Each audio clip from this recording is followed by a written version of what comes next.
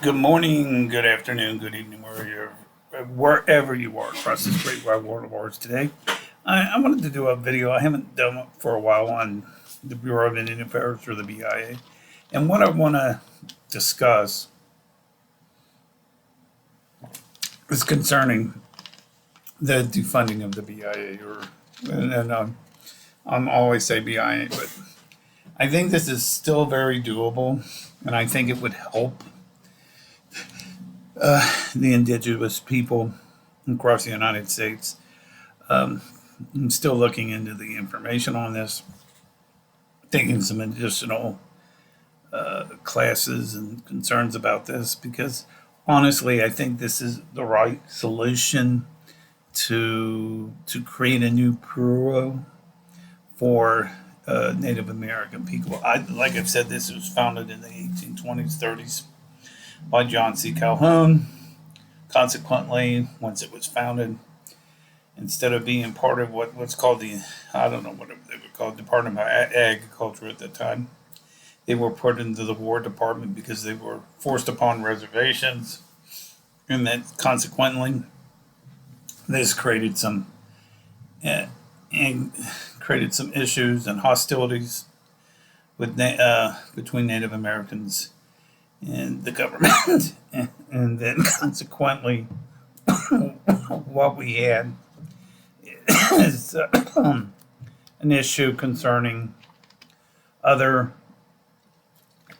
things like the Dawes Act, the Indian Removal Act, et cetera, et cetera, et cetera.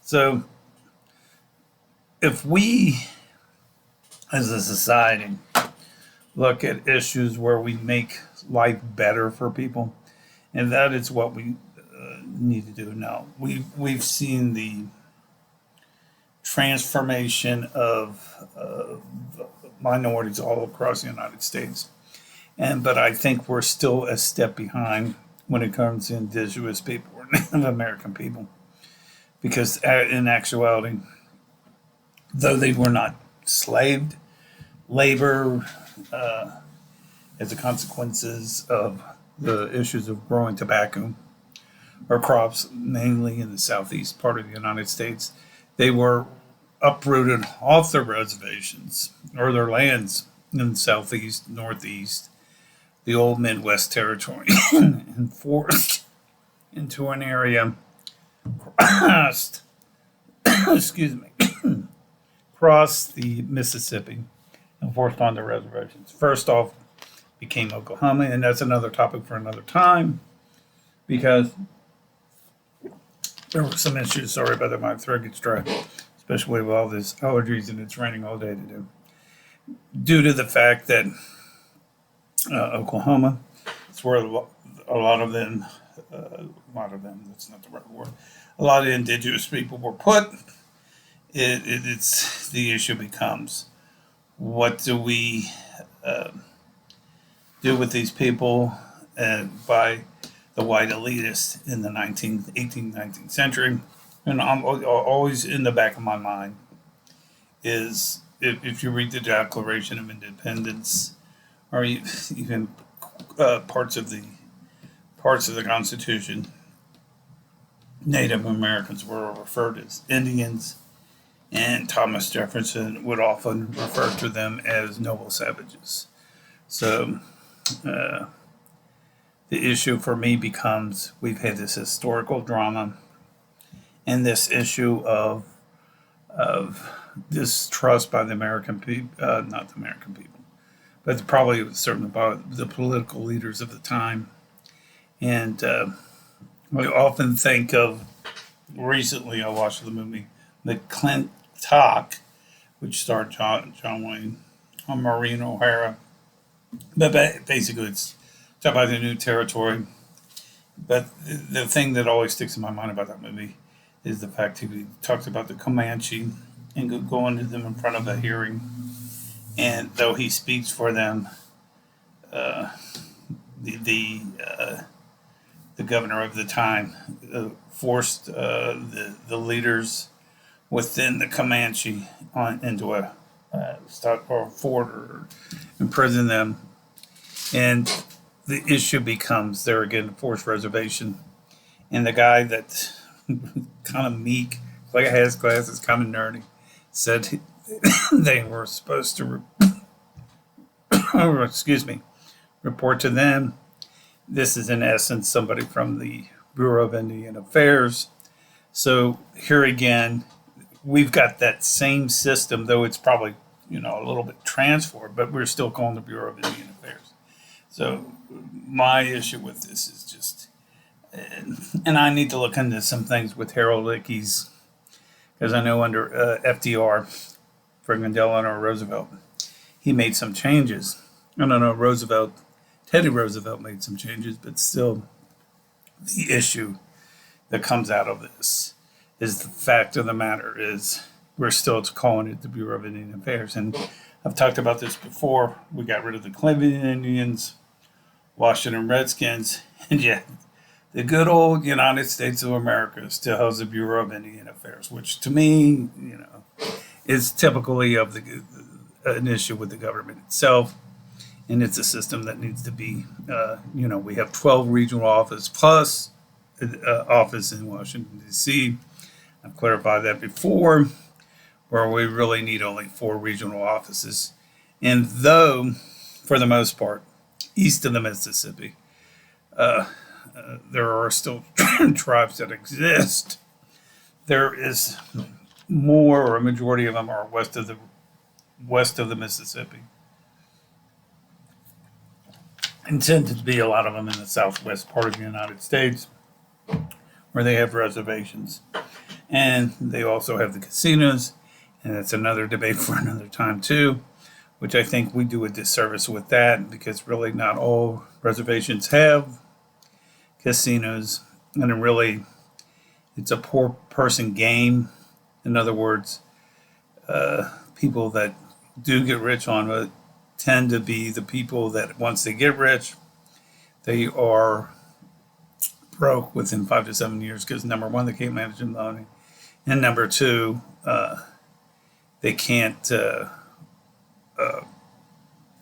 keep it going, whatever. So this is an issue that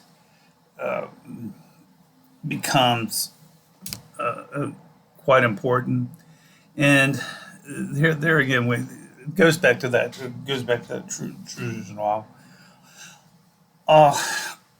point that we're talking about historical drama, and the issue becomes, what do we do as a society? Aren't we supposed to better the lives of other people?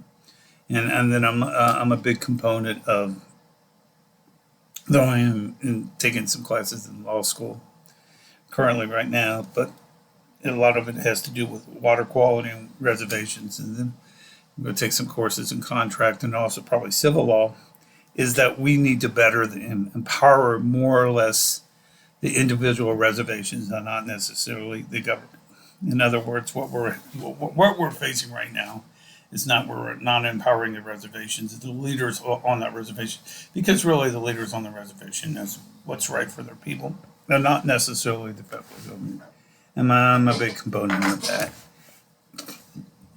I can believe very firmly that if we defund the BIA and then put that money in some other form, and what I mean is to create 4 regional offices and say, well, this is what we're going to do, how we could create this regional office where that money impacts the reservations itself, and not much as the bureaucracy. I know right now the Trump administration wants to drain the swamp, as they're close to say. Well, we need to drain the BIA, emphatically drain the BIA, and drain it dry, because really it's not really helping the people as it was intended to create.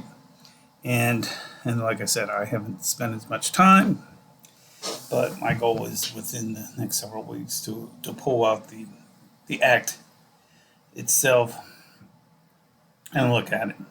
And like I said, we can go back to the Indian Removal Act that was under that Andrew Jackson did, and which really created the first issue of replacement Native Americans.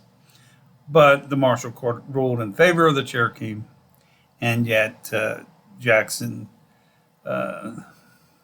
told Marshall, "We'll enforce the order," which in essence he should have been tried for treason or tried for impeachment because he didn't follow the rules of the Supreme Court. We had that. We would have. I don't understand. Well, I understand, but if we had that problem today, it would create a constitutional crisis. Yeah. So, case in point, we talk about Nixon.